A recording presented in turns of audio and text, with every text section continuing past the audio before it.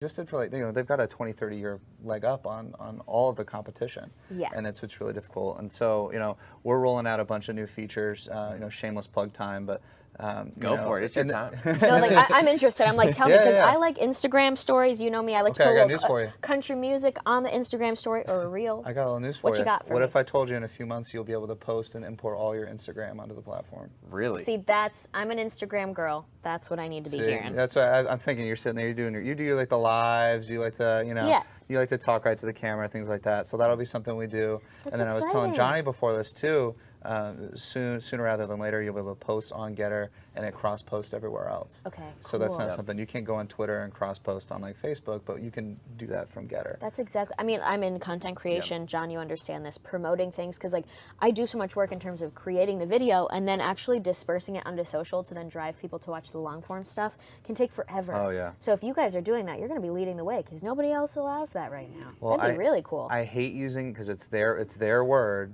but we kind of want to be a safe space for everybody, right? Mm-hmm. Like we want you to feel like you can come on there and be however you are, because I think this is something, especially we're sitting here Turning Point. It's all about like empowering college age students to go out there and not feel like they should be ashamed of being conservative because the left owns the culture, right?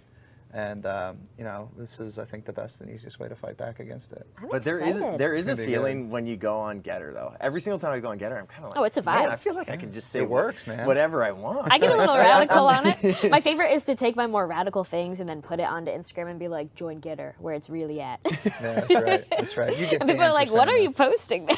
Because I remember for so long, too, and I know we're going to get into some of our personal stories and how to build your own brand, and like working in sports media for so long, I just didn't even want to like specific tweets. Yeah, I remember years ago where I was following Daily Wire quite a bit. I was following Turning Point. I was just following a bunch of different conservative outlets and influencers, and I didn't want to like it, because if you like something, it's going to pop up on everybody's feed. Definitely not a safe space. I was definitely not a safe space at all, but you go on a place like GETTR, and I'm thinking, wow, I can say what I want to say. You lose your job now for doing something like that. Exactly. Yep. Yeah.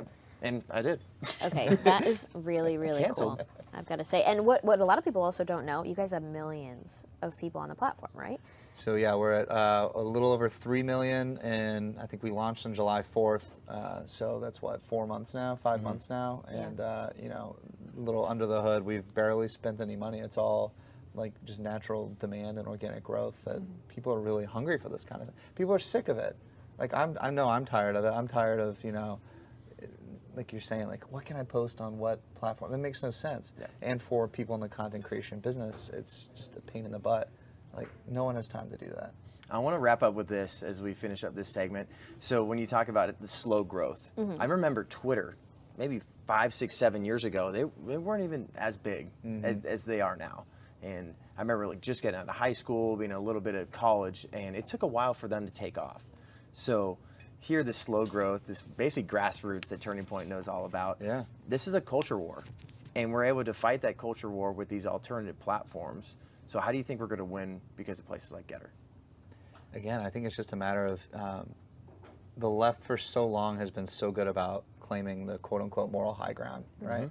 And so I think places like GETTR and any other competitor, like the more the merrier in this space, right? We kind of have footing to, take the conversation to them, and not like we're technically claiming the moral high ground, so to speak, but we're coming at it from a neutral position, and that really negates the emotional, the irrational arguments from the left that I think totally shut down conversation in today's society, and I think that's the key. That's the first step.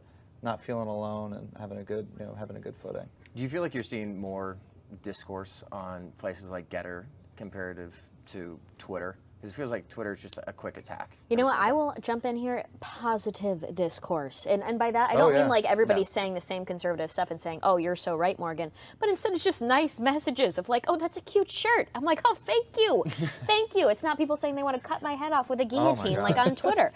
It's only hostile. It's only aggressive. It's only one side yelling at the other. And